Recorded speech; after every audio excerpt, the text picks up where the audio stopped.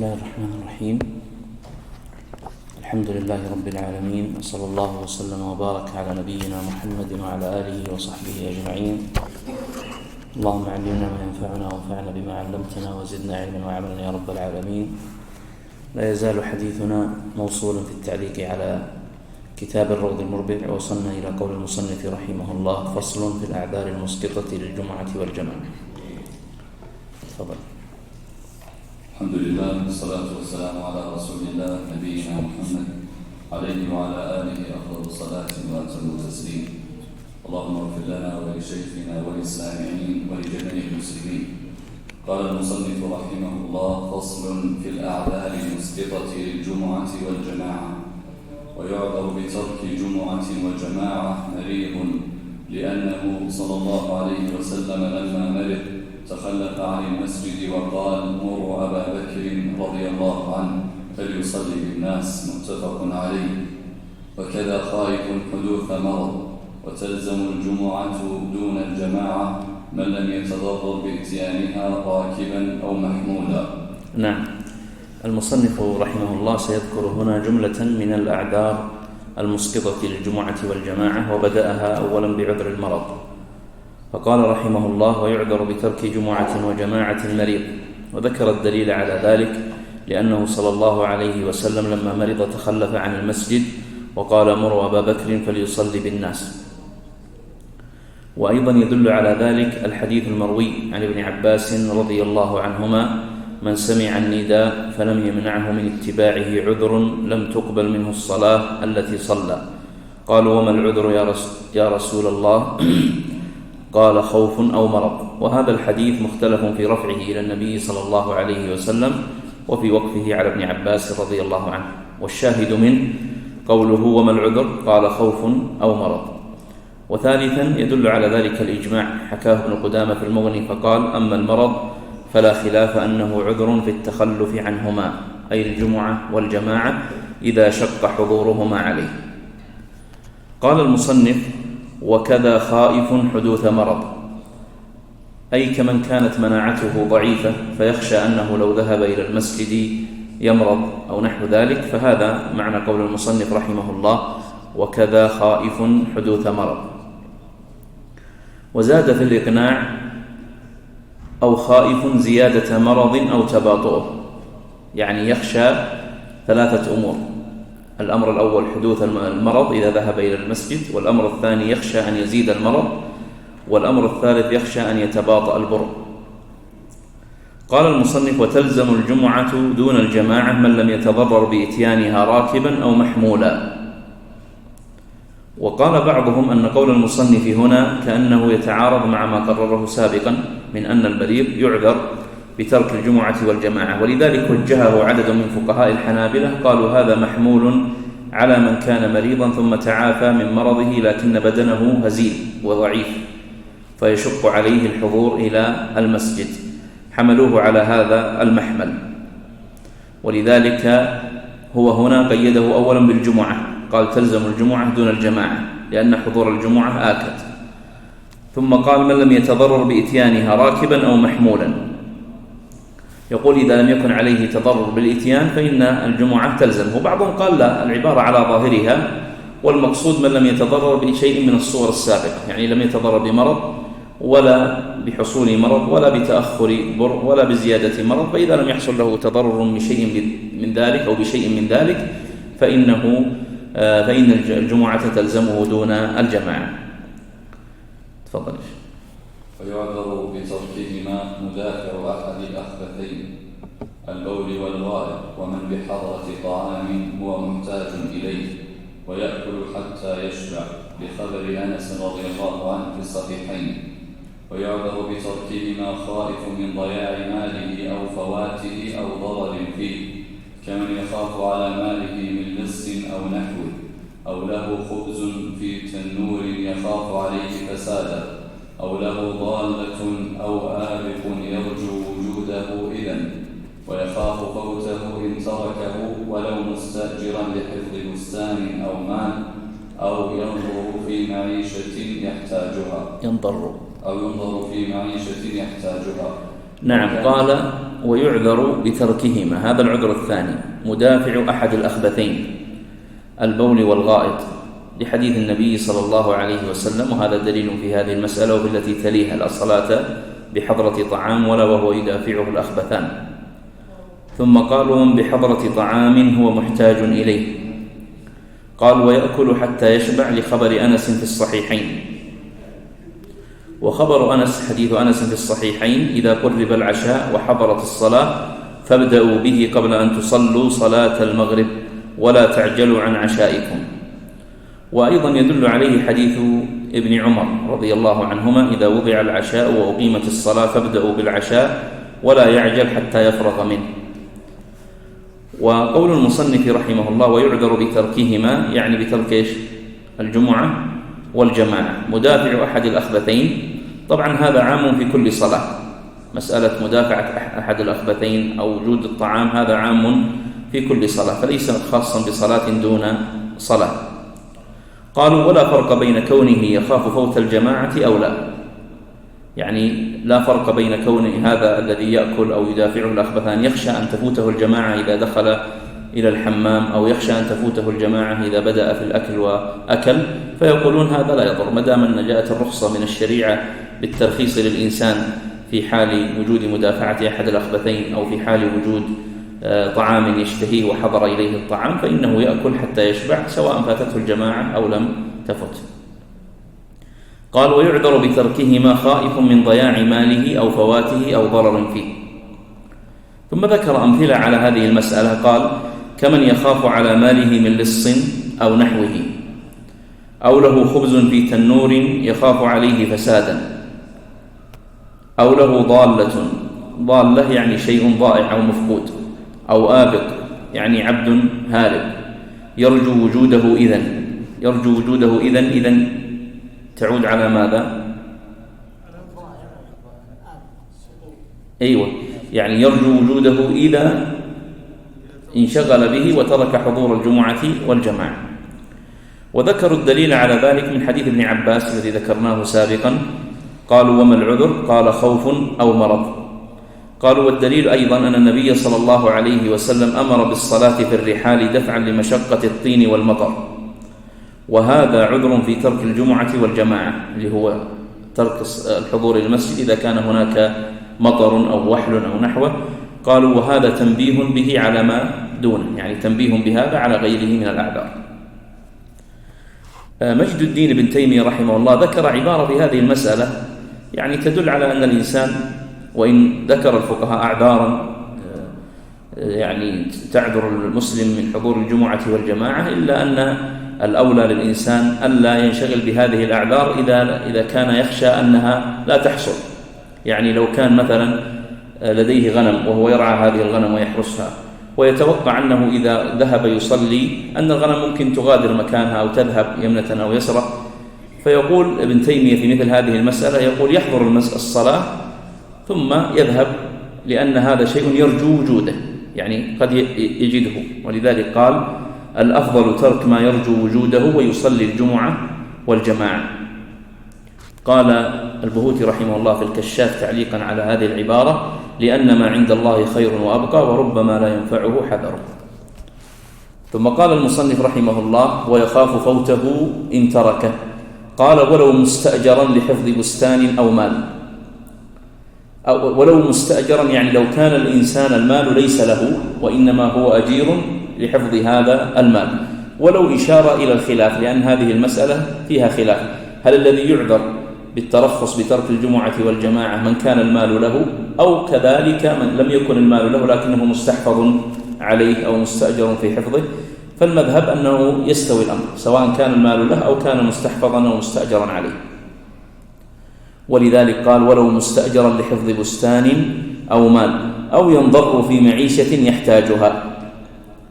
ما معنى هذه العبارة؟ قالوا: مثال ينضر في معيشة يحتاجها، لو كان عندنا مثلا موظف يحرس شيئا معينا، فلو ذهب إلى حضور الجمعة وشهود الجمعة والجماعة فربما يأتيه عقاب من مرجعه أو فصل من وظيفته أو نحوه، فيقولون ما دام يلحقه ضرر في معيشة يحتاجها فيبقى ويعذر بترك الجمعة والجماعة. قرأت هذه شيء؟ تفضل. أو كان يخاف بحضوره الجمعة أو الجماعة موت قريبه أو رفيقه، أو لم يكن من يمرضهما غيره، أو خاف على أهله أو ولده، أو كان يخاف على نفسه من ضرر كسبع أو من سلطان يأخذه، أو من ملازمة غريم ولا شيء معه يدفعه به، لأن حبس المعسر ظلم. وكذا إن خاف مطالبة بالمؤجل قبل أجله، فإن كان حالا وقدر على وفائه لم يعذر. نعم، ذكر من الأعذار إذا كان يخاف بحضوره الجمعة والجماعة موت قريبه أو رفيقه. قالوا لأن النبي صلى الله عليه وسلم رخص في ترك حضور الجمعة والجماعة لمن كان يدافعه الأخبثان أو لمن كان يحضره الطعام، فإذا كان هذا في مثل هذه المسائل فما فوقها من باب أولى. نعم. قالوا وقد ورد عن ابن عمر رضي الله عنه أنه كان يستعد في الذهاب لصلاة الجمعة، فسمع الصائح على سعيد بن زيد زوج عمته، فترك الجمعة وذهب في تشييعه وشهود جنازته. قال المصنف أو لم يكن من يمرضهما غيره، يعني ليس هناك من يقوم على خدمتهما أو يمرضهما غير هذا الإنسان، فهذا عذر أيضا له في ترك الجمعة والجماعة. أو خاف على أهله أو ولده، يخاف على أهله أو ولده من لص أو ضياع أو نحوه، فيريد هنا أن يقول الخوف على نفسه مثله الخوف على ولده وعلى ماله كله سواء. قال أو كان يخاف على نفسه من ضرر كسبع، أو من سلطان يأخذه ظلما، أو من ملازمة غريم ولا شيء معه يدفعه به. قال لأن حبس المعسر ظلم. يقول يخشى لو أنه شهد الجمعة والجماعة أن يجد في المسجد شخص يطالبه بمال قد استدانه منه، إما قرض وإما أجرة وإما ثمن بيع أو نحوه، فيخشى أنه إذا ذهب إلى المسجد يجد هذا الغريب. قال لأن حبس المعسر ظلم. ما فائدة هذا التعليل؟ يقول لأنه لو ذهب إلى المسجد فإن هذا الغريم سيأخذه إلى القضاء، وينتج عن القضاء أن يحبس. والمذهب أن غير المليء المعسر ما الذي يجب؟ إنظاره ويمنع حبسه. هذا على تقرير المذهب في مسائله في المعاملات ويأتي إن شاء الله. فهم يقولون الواجب أن ينظر ويمهل حتى يجد سدادا. فقالوا إذا كان يغلب على ظنه أنه إذا حضر إلى المسجد أن يلازمه هذا الغريم ويذهب به بحيث أنه يطلبه حقه، فإن لم يسدده فيذهب به فيحبس، فيقولون هذا يصبح عذر له في ترك حضور الجمعة والجماعة. قال وكذا إن خاف مطالبة بالمؤجل قبل أجله، يعني لو أنك أقرضت إنسان قرضا من المال واتفقتم على أن السداد يكون بعد سنة في المذهب، ويأتي بعد إن شاء الله في المعاملات في باب القرض أنهم لا يؤجلون القرض بالتأجيل. يعني لو أني أقرضت الآن الشيخ 10,000 واتفقنا بعد سنة وجيت بكرة وطالبه فللحق، خلافا للجمهور من الحنفية والمالكية والشافعية، فهم يقولون يؤجل بالتأجيل.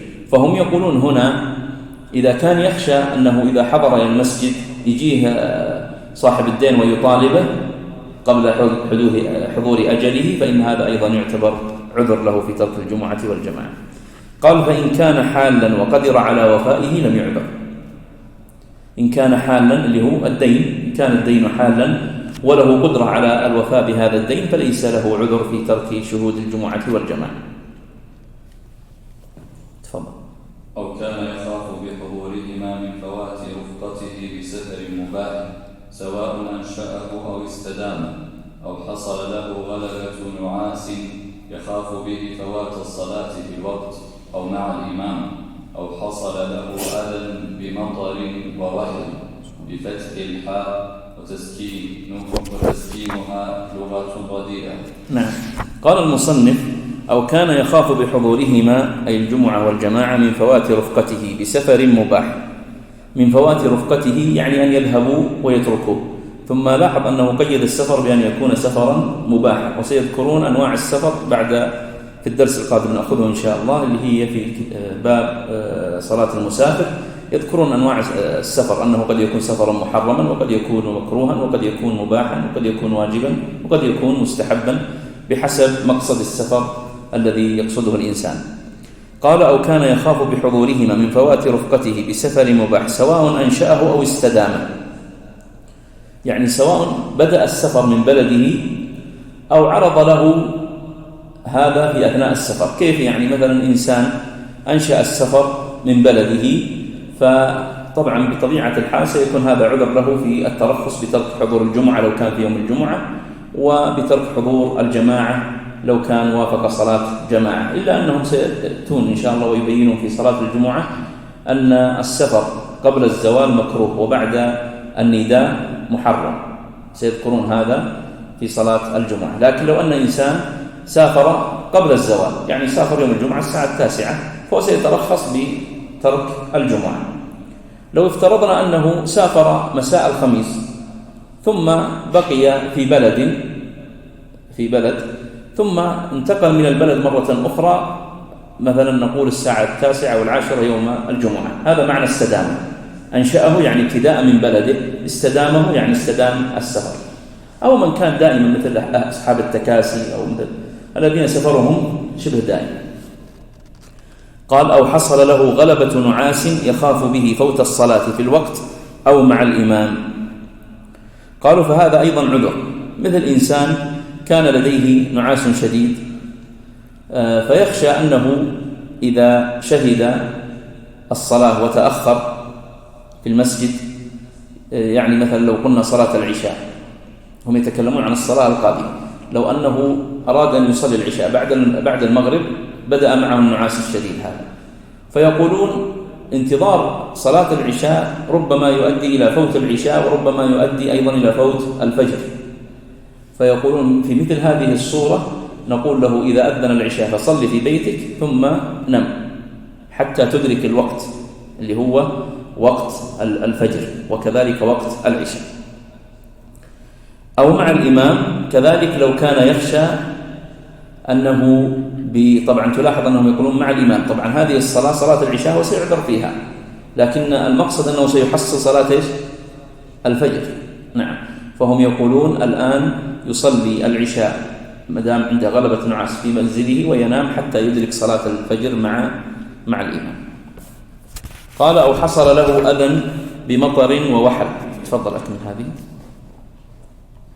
أو حصل له أذى بمطر ووحل بفتح الحاء وتسكينها لغة رديئة، وكذا ثلج وجليد وبرد، وبريح باردة شديدة في ليلة مظلمة، لقول ابن عمر رضي الله عنهما: كان النبي صلى الله عليه وسلم ينادي مناديه في الليلة الباردة أو المطيرة: صلوا في رحالكم. رواه ابن ماجه بإسناد صحيح. نعم، هذا يقول المصنف: أو حصل له أذى بمطر ووحل، ثم ربط الوحل قال بفتح الحاء وتسكينه، يعني يقال وحل، هذه لغة رديئة. قال: وكذا ثلج وجليد وبرد، وهذا إذا كانت في طريقه. ثم قال: وبريح باردة شديدة في ليلة مظلمة. طبعا هنا اختلفت أقوال المذهب في هذه المسألة، في هذه القيود. في الزاد هنا قيدها ب3 قيود: أن تكون ريح باردة، وأن تكون شديدة، وأن تكون في ليلة مظلمة. في الإنصاف وذكره في الإقناع قال: ولو لم تكن شديدة، بريح ولو لم تكن شديدة. وأيضا في الإنصاف وذكره في الفروع أنه لا يضر كون الليلة مظلمة أو غير مظلمة، فكأنهم يذهبون في غالب في ظاهر كلام المذهب إلى أنه يكفي أن تكون الريح باردة. نعم، إلا أنه هنا في الزاد نص على 3 قيود: أن تكون باردة وشديدة وفي ليلة مظلمة. ثم ذكر الدليل على ذلك من قول ابن عمر رضي الله عنهما: كان النبي صلى الله عليه وسلم ينادي مناديه في الليلة الباردة أو المطيرة: صلوا في رحالكم. نعم. وكذا تطويل إمام ومن عليه قود يرجو العفو عنه، لا من عليه حد، ولا إن كان في طريقه أو المسجد منكر، وينكره بحسبه. وإذا طرأ بعض الأعذار للصلاة أتمها خفيفة إن أمكن، وإلا خرج منها قاله في المبدع قال والمأموم يفارق إمامه أو يخرج منها. نعم. قال وكذا تطويل إمام، قيده كثير من فقهاء المذهب بقيد كثيرا، تطويل إمام تطويلا كثيرا، واستدل له في المغني بحديث معاذ رضي الله عنه. وحديث معاذ تعرفونه في مفارقة الرجل الذي شهد الصلاة مع معاذ، أنه فارق معاذ في أثناء الصلاة وفارقه لأجل التطويل. قال في المغني وجه الدلالة ما هو؟ قال إذا كان هذا في الصلاة التي شهدها فيعذر وقد دخل فيها، فيعذر من باب أولى بصلاة لم يدخل فيها. واضح؟ يقول إذا كان يعذر بصلاة قد دخل فيها مع الإمام، والخروج من الصلاة بعد الدخول فيها يعني أشد منه قبل الدخول في الصلاة. قال ومن عليه قود يرجو العفو عنه. القود معناه القصاص، القود معناه القصاص. يقول إذا كان عليه قصاص يرجو العفو عنه، ويخشى أنه إذا ذهب إلى المسجد أن يأخذه صاحب الدم ويذهب به يقتص منه، ويتوقع أنه إذا بقي في منزله فهناك وسطاء يذهبون ويشفعون له في إسقاط هذا القصاص عنه، فقالوا هذا عذر في تركه شهود الجمعة والجماعة. قال لا من عليه حد. لماذا؟ لأن الحد لا يمكن إسقاطه، فالحدود لله جل وعلا، وهذا في غالب الحدود، حد الزنا، حد السرقة، حد الحرابة، حد البغي، حد الردة، إنما اختلفوا في حد واحد من الحدود وهو حد القذف، لأن حد القذف فيه حق للآدمي، فهل نلحقه بالقصاص؟ فنقول أنه يعذر بترك شهود الجمعة والجماعة لأجل لو كان عليه حد قصاص ونحوه. يقول في الفروع نعم، يقول في الفروع يتوجه هذا، يعني يتوجه إلحاق حد القذف بالقصاص. لماذا؟ لأن حد القذف يغلب فيه حق الآدم. قال ولا إن كان في طريقه أو المسجد منكر وينكره بحسبه. يقول ليس هذا بعذر، بعد أن انتهى من جملة من الأعذار، أظنه ذكر أكثر من 15 عذر في الأعذار السابقة، والمذهب ستجدون أنه هنا وفي باب الجمع يتوسعون في باب الأعذار، في باب الأعذار في شهود الجمعة والجماعة، وكذلك في الأعذار التي تجيز للإنسان وترخص له الجمع بين الصلوات. والحقيقة من يتأمل في هذه المسائل يعني يشعر بعظمة هذا الدين وسماحته، وأنه يراعي حال الإنسان. فإذا كان الإنسان في حالة سليمة من المرض ومن المشقة ومن الأذى ومن الضرر، فإنه يجب عليه أن يشهد الصلاة ويحضرها جمعة أو جماعة. وإن وجد لديه عذر مما يرخص له به فإنه يترخص، فشهوده الجمعة والجماعة كان بموجب الأدلة الشرعية، وترخصه أيضا كان بعمومات الأدلة والمقاصد والقواعد الشرعية. قال ولا إن كان في طريقه أو المسجد منكر. يقول إذا كان في طريقه إلى المسجد أو في المسجد نفسه منكر فهذا ليس بعذر يعني يعذر به في ترك الجمعة والجماعة. ومعنى في طريقه قالوا لو كان في طريقه أناس يشربون الخمر أو يلعبون القمار أو نحوه فهذا في طريقه. في المسجد قالوا لو كان هناك قوم خرجوا على الإمام وتحلقوا في المسجد، أو كان هناك بدع في المسجد، هذه المنكرات التي قد تكون في المسجد. فما الأمر هنا؟ قالوا يذهب وينكره بحسبه. ما معنى بحسبه؟ يعني على درجات الإنكار المعروفة، باليد أو باللسان أو بالقلب. إن شاء الله يعني نذكر في باب وليمة العرس أنهم قالوا إذا كان، طبعا هم يوجبون على الإنسان إذا دعي مباشرة وجهت إليك الدعوة في وليمة عرس يجب عليك أن تحضر. ويقولون يرخص للإنسان في عدم الحضور إذا كان في مكان العرس منكر. لماذا؟ قالوا أما هناك فلأنه حق للآدمي، فنرخص للإنسان في عدم حضوره، أما هنا فهذا حق لله عز وجل فلا يرخص للإنسان. نعم. قال وإذا طرأ بعض الأعذار في الصلاة أتمها خفيفة إن أمكن. بعض الأعذار السابقة مثل لو طرأ عليه أحد الخبثين، يدافع أحد الخبثين أثناء الصلاة أو نحوه من الأعذار في أثناء الصلاة، فمن الأمر قالوا يتمها خفيفة قدر الإمكان، وإلا خرج منها. خرج منها. قاله في المبدع، قال والمأموم يفارق إمامه أو يخرج منها. يفارق إمامه فماذا يفعل؟ ينفرد. عبارة المبدع هنا قال والمأموم يفارق إمامه يعني ينفرد، وإلا يخرج منها يعني يقطعها ويذهب يؤدي حاجته ثم يعود ويصلي مرة أخرى. قالوا ويستدل على ذلك بما جاء في الأثر عن أبي الدرداء موقوفا وموصولا من فقه الرجل إقباله على حاجته حتى يقبل على صلاته وقلبه فارغ. تفضل يا شيخ.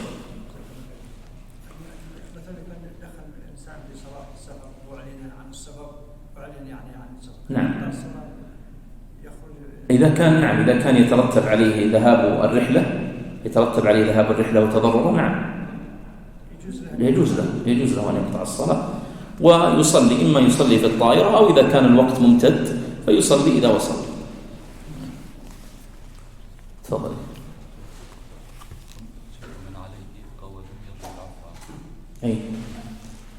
ومن عليه قود، قلنا المقصود بالقود القصاص، يعني إنسان سيقتص منه ويتوقع أن يعفو أهل الدم عن هذا القصاص، ويعلم أو يظن أنه لو ذهب إلى المسجد فإن صاحب الدم سيأخذه ويقتص منه.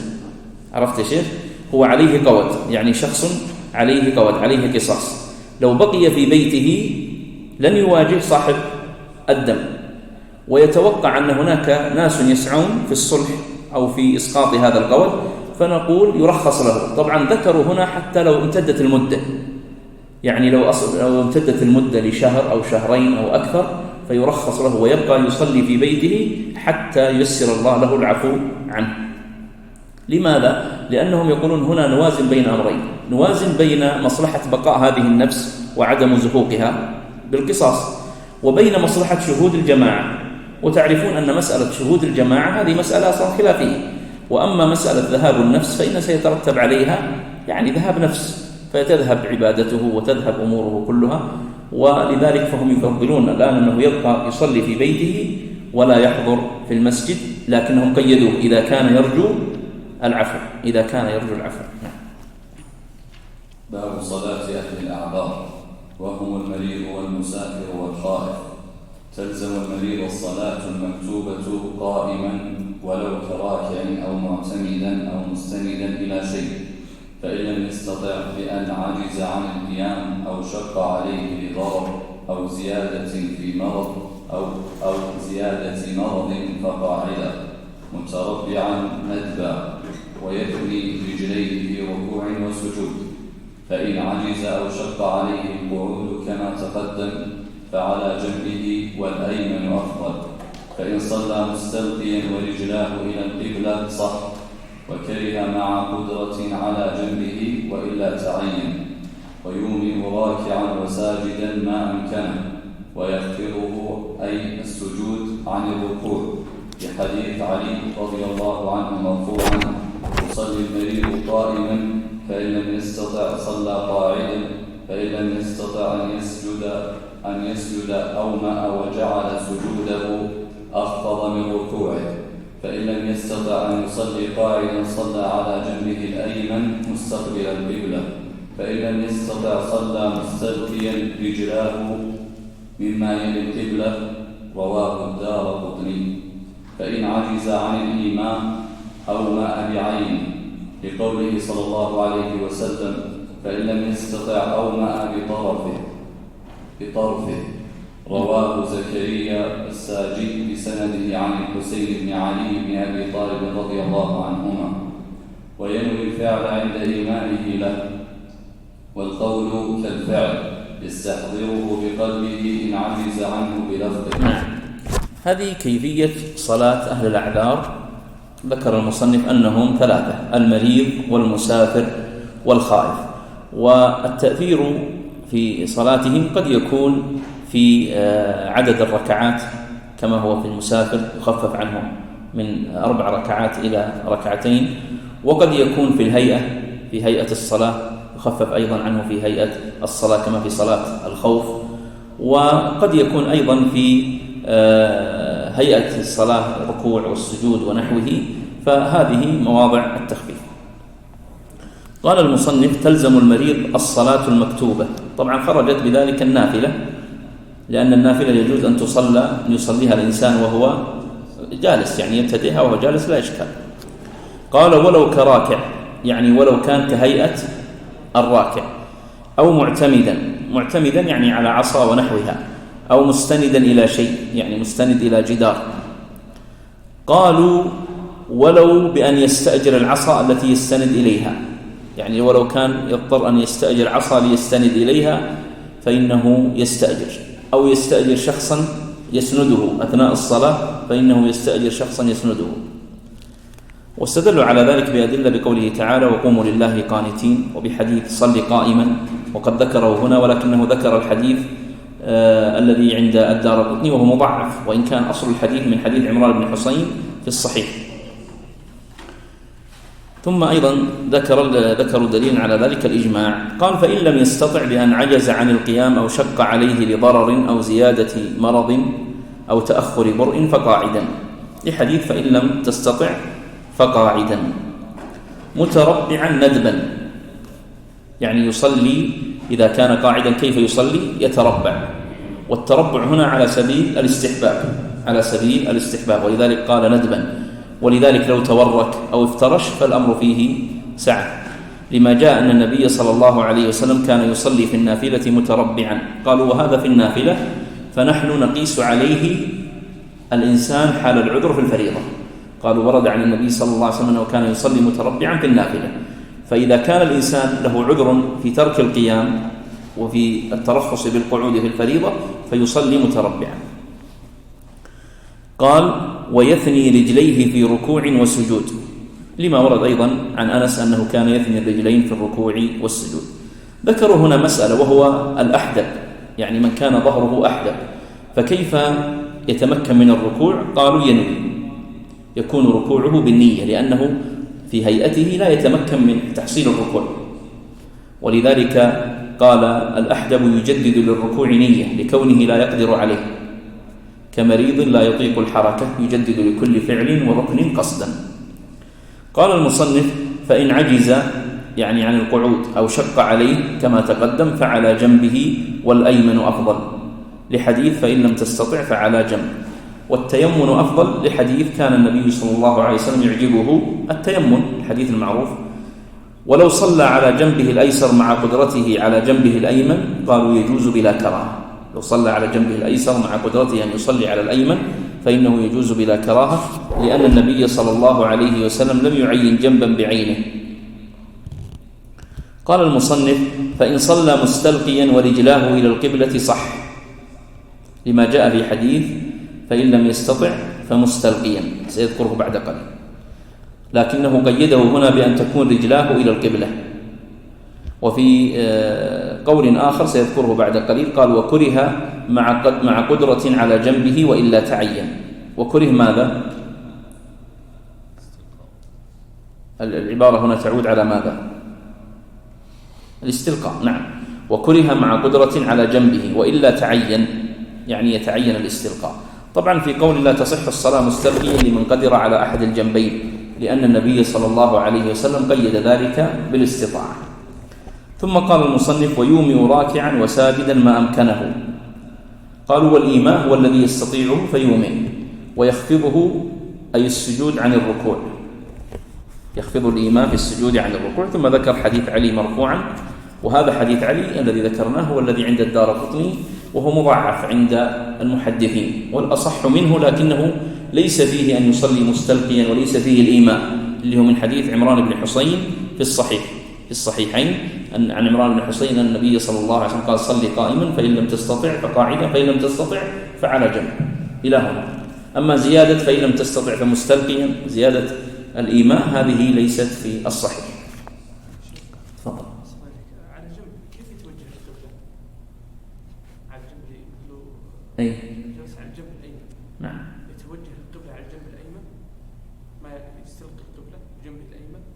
إنه قال والأيسر يعني الأيمن أفضل، معناه أنه يستحسن. يجوز، نعم، يجوز على اليسار، لكنهم ذكروا هل معناها أن يستدبر، قصدك يستدبر القبلة؟ أيوة، قالوا لا يستدبر القبلة، وإنما إذا كان لا يستطيع على جنبه الأيمن فيكون في جهة أخرى. يعني مثلا الآن القبلة هكذا، فسيكون رأسه هنا ورجلاه في الخلف، فيكون على جهته اليمنى أو في جهته اليسرى، ولا يستدبر القبلة، يعني لا يكون دبره جهة القبلة ووجهه جهة الباب. هذه الصورة. قال: فإن عجز عن الإيماء برأسه أومأ بعينه. وهذه المسألة أيضا فيها قول في المذهب أن الإيماء هنا بالعين ليس يعني منصوصا لا في الأحاديث ولا عن الإمام أحمد رحمه الله، وإن كان ورد عن الإمام أحمد ما يدل عليه، ولذلك قال هنا أومأ بعينه لقوله صلى الله عليه وسلم: فإن لم يستطع أومأ بطرفه. رواه زكريا الساجي بسنده عن الحسين بن علي بن أبي طالب. قال في التخريج: لم نجد من خرجه بهذا اللفظ. ويقول ابن الملقن في البدر المنير: هذه اللفظة الإيماء بالطرف لم نرها في الحديث. يعني مسألة الإيماء بالطرف غير موجودة في شيء من الأحاديث، ولذلك فالقول الثاني في المذهب أن الإيماء بالطرف يسقط عن الإنسان. إذا عجز عن الإيماء فيسقط عنه الإيماء بالطرف. طبعا الإيماء له حالتان: إيماء بالرأس وإيماء بالطرف، والطرف معنى العين، هذا معنى الطرف. فهم يقولون الإيماء بالرأس نعم يومي برأسه. إذا عجز عن الإيماء بالرأس بمعنى أن كان رأسه ثابت لا يتحرك ولا يستطيع أن يحركه، أسقطنا عنه الإيماء بالطرف. قال المصنف: وينوي الفعل عند إيمائه له. ينوي الفعل فينوي أن هذا إيماء بركوع، وهذا إيماء بسجود، وهذا إيماء برفع من ركوع، وهكذا. ثم قال: والقول كالفعل يستحضره بقلبه إن عجز عنه بلفظه. يقول القول أيضا كالفعل، إذا عجز أن يلفظ القول باللفظ فإنه يستحضره بقلبه، يعني يجري الكلام على قلبه. وكذا أسير الخائف ولا تسقط الصلاة ما دام العقل ثابتا، ولا ينقص أجر المريض إذا صلى ولو بالإيماء عن أجر الصحيح المصلي قائما، ولا بأس بالسجود على وسادة ونحوها، وإن رفع له شيء عن الأرض فسجد عليه ما أمكنه صح وكره. نعم.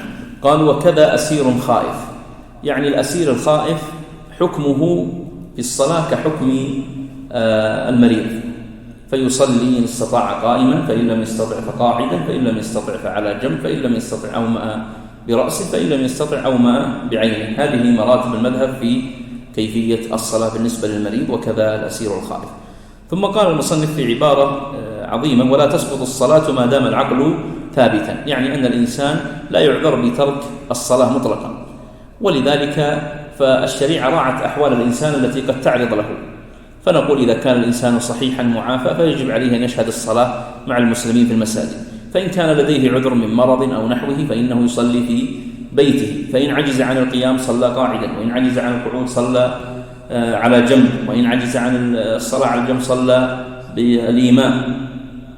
وهذا يدل أن الصلاة لا تسقط عن الإنسان، وقيده ما دام العقل ثابتا. أما إذا ذهب العقل كما هو الحال في بعض كبار السن الذين يصيبهم الخرف والزهايمر ونحوه، فلا يستطيعون يدركون، يعني لا يدركون. أحيانا لو سئل هذا الكبير عن من هذا وهو ابنه لم يعرف، فمثل هذا الشريعة ترخص له وتسقط الصلاة عنه، ولا يكلف أهله أن يشقوا عليه بمسألة الصلاة. نعم. ثم قال: ولا ينقص أجر المريض إذا صلى ولو بالإيماء عن أجر الصحيح المصلي قائما، للحديث المعروف: إذا مرض العبد أو سافر كتب له ما كان يعمل صحيحا مقيما. قال: ولا بأس بالسجود على وسادة ونحوها، وإن رفع له شيء عن الأرض فسجد عليه ما أمكنه صح وكره. هاتان مسألتان، ما الفرق بينهما؟ في الأولى يقول تصح بلا كراهة، في الثانية تصح مع الكراهة. في الأولى يقول لو عندك وسادة وهذا الإنسان يعجز أن ينزل على الأرض، فنأتي بوسادة كبيرة ونضعها على الأرض ويسجد عليها لكنها متصلة بالأرض، يعني لاصقة بالأرض، فهنا يقولون يصلي بلا كراهة.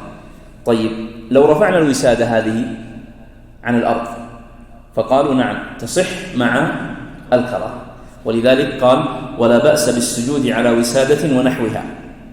يعني الآن الوسادة هي على الأرض، وهذا الإنسان لا يستطيع أن ينزل على الأرض، لكنه يستطيع أن يصل إلى مستوى معين نعينه بهذه الوسادة أن يصل إليه، تمام؟ لكن الوسادة لاصقة بالأرض. لماذا؟ لأن في مسألة، وهو أن المصلي يمكن جبهته، فقالوا تمكين الجبهة إذا كانت الوسادة على الأرض فتحصيل التمكين أولى وأقوى. المسألة الثانية إن رفع له شيء عن الأرض فسجد عليه ما أمكنه صح وكره، فهي مسألتان يعني مختلفتان عن بعضهما. تفضل. فإن قدر المريض في أثناء الصلاة على قيام أو عجز عنه في أثنائها انتقل إلى الآخر، فينتقل إلى القيام من قدر عليه وإلى الجلوس من عجز عن القيام، ويركع بلا قراءة من كان قرأ وإلا قرأ، وتجزئ الفاتحة من عجز فأتمها في انحطاطه لا من صح فأتمها في ارتفاعه. نعم. قال فإن قدر المريض في أثناء الصلاة على قيام أو عجز في أثنائها انتقل إلى الآخر، فينتقل إلى القيام من قدر عليه، وينتقل إلى الجلوس من عجز عن القيام، ويبني على ما مضى من صلاته، يعني ما يلزمه أن يستأنف بل يبني على ما مضى من صلاته. قال ويركع بلا قراءة من كان قرأ وإلا قرأ. يقولون لو كان صلى جالسا وقد قرأ الفاتحة ثم أحس بنشاط فقام، فالآن هو قد قرأ الفاتحة وهو في موضع الجلوس، فالآن لا يعيدها، بل قال ويركع بلا قراءة من كان قرأ، فإذا لم يكن قرأ فإنه يقرأ مرة أخرى. وتجزئ الفاتحة من عجز فأتمها في انحطاطه. يعني كان يقرأ الفاتحة واقفا ثم أحس بضعف أو بدوخة أو بمرض أو نحوه فأراد النزول، وهو نازل أتم قراءة الفاتحة في نزوله، فقالوا تجزئه. لا من صح فأتمها في ارتفاعه. يقولون وليس العكس. لماذا؟ يقولون لأنه إذا كان قائما ثم نزل فقد كان في الأعلى فنصحح على، أما إذا كان جالسا ثم قام فهو في مرتبة أقل، فيقولون يعيدها مرة أخرى. الفاتحة نعم. تفضل. وإن قدر على قيام وقعود دون ركوع وسجود أو ما بركوع قائما، لأن الراكع كالقائم في نصب رجليه، وأومأ بسجود قاعدا، لأن الساجد كالجالس في جمع رجليه. ومن قدر أن يحني رقبته دون ظهره حناها، وإذا سجد قرب وجهه من الأرض ما أمكنه. نعم. قال وإن قدر على قيام وقعود دون ركوع وسجود، فإنه يومي بالركوع في حال القيام لأن هذا موضعه، ويومي بالسجود في حال السجود يعني في حال القعود. ثم قال ومن قدر أن يحني رقبته دون ظهره حناها، وإذا سجد قرب وجهه من الأرض ما أمكنه. يدل أنهم يعتبرون أن الإنسان يجب عليه أن يفعل ما يمكنه، لأن الله جل وعلا يقول فاتقوا الله ما استطعتم، والنبي صلى الله عليه وسلم يقول إذا أمرتكم بأمر فأتوا منه ما استطعتم. فمن كان يستطيع شيئا من أفعال الصلاة فإنه يجب عليه أن يؤديه. ولذلك من الخلل الذي قد نشهده في المساجد أن بعض الناس يصلي على الكرسي مع استطاعته القيام، قد يكون الذي يضره الركوع أو السجود ولكن القيام لا يضره، فالواجب عليه أن يقوم. فإذا جاء الموضع الذي يتضرر به ركوعا أو سجودا يترخص فيه. إذا كان مثلا يضره القيام ولكن الركوع والسجود لا يضره فنقول تجلس في القيام، وبالنسبة للركوع والسجود تركع وتسجد. ولذلك فبعض الناس يخطئ في هذا، فالتنبيه عليه مهم. ومن قدر أن يقوم منفردا ويجلس في جماعة خير، ولمريض الصلاة مستبقيا مع القدرة على القيام بمداواة بقول طبيب مسلم ثقة، وله الفطر بقوله إن الصوم مما يمكن العلة. نعم. قال ومن قدر أن يقوم منفردا ويجلس في جماعة خير. يقول لو افترضنا أنه صلى في بيته فإنه سيصلي قائما، وإذا جاء إلى المسجد فإنه سيضطر إلى الجلوس، فماذا يفعل؟ يقول خير، يعني يخير بين أن يبقى يصلي في بيته قائما وبين أن يشهد المسجد فيصلي قاعدا. وفي قول آخر أنه يصلي في بيته قائما أولى، لأن القيام ركن. عند الإمام الطيب يجلس في المسجد لأن الإمام الطيب أيوة، قالوا لأنه إما أن يكون الإمام يطيل في المسجد فيتعب من إطالة الإمام، أو أنه إذا مشى من بيته إلى المسجد أتعبه المشي فيضطر أن يجلس، يعني بعض كبار السن يتعب حركتين أو ثلاث يعني. واضح يا شيخ؟ فهم يقررون هذه المسألة عموما لأي عذر يحصل للإنسان بشهوده الصلاة في المسجد. ثم قال: ولمريض الصلاة مستلقيا مع القدرة على القيام لمداواة بقول طبيب مسلم ثقة. يعني يقولون لو أن عندنا إنسان مريض فقال له الطبيب تصلي مستلقيا، لأنك لو قمت وركعت وسجدت ستتأذى أو سيتأخر البر أو سيزيد المرض. وهذا ضابط يذكرون دائما، اللي هو أما أن يتأخر البر أو يزيد المرض. فيقولون إذا كان الطبيب ثقة ومسلم فإن للإنسان أن يأخذ بقوله ويصلي مستلقيا. ولذلك ذكروا أيضا لو كان ممن أجري له عملية في عينه فقال له الطبيب لا تسجد مدة أسبوع مثلا أو 10 أيام، فله أن يأخذ بقول الطبيب. لماذا؟ لأن السجود قد يؤخر البر أو يزيد المرض أو تفشل العملية، فله أن يأخذ بهذا. لكن إذا قال له الطبيب لا تسجد يترخص في إيش؟ في السجود، فيقوم ويصلي قائما ويركع، وإنما يترخص مثلا بالسجود، فيعمل بقدر الحاجة. نعم. قال: وله الفطر بقوله إن الصوم مما يمكن العلة. يقول له أن يفطر بقول من؟ الطبيب. إذا قال له الطبيب إن الصوم مما يمكن العلة، لماذا ذكروها مع أن متعلقها الصيام وليس هنا؟ ذكروها لأن هذه المسألة قالوا نص عليها الإمام أحمد، نص على هذه المسألة، ونحن ذكرنا مسألة كون المريض يصلي مستلقيا تخريجا على تلك. يعني يريدون هذا تنبيه يعني، وهذا من اللطائف في كتب الفقه.